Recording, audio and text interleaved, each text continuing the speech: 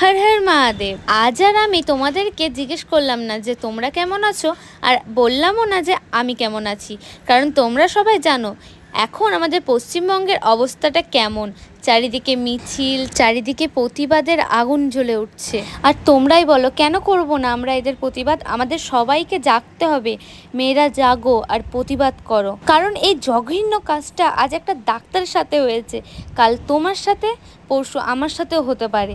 তাই বলছি, জানো তো আমি আমার ভাইকে রাখি পরাচ্ছিলাম আর ভাবছিলাম প্রত্যেকটা ভাই আর দাদারা যদি প্রত্যেকটা মেয়েকে সম্মান করে, তাহলে আজ এই দিনটা কাউকেই দেখতে হতে পারে না, কোনো মেয়েকে। কিন্তু আমি জানি এই ক্রিমিনালদের কোনো শাস্তি হবে না, কারণ আমাদের পশ্চিমবঙ্গের ব্যবস্থাটাই ওই রকম। কিন্তু ওপরে যিনি আছেন তার হাত থেকে কেউ রেহাই পাবে না।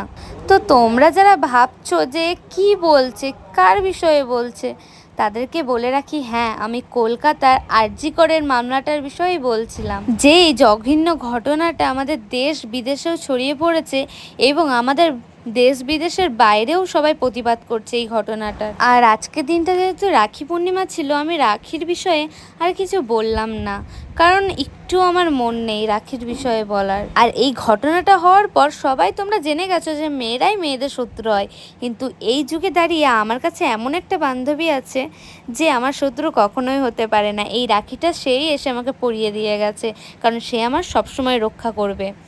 তো আজকের ভিডিওটা এইটুকুই, টাটা।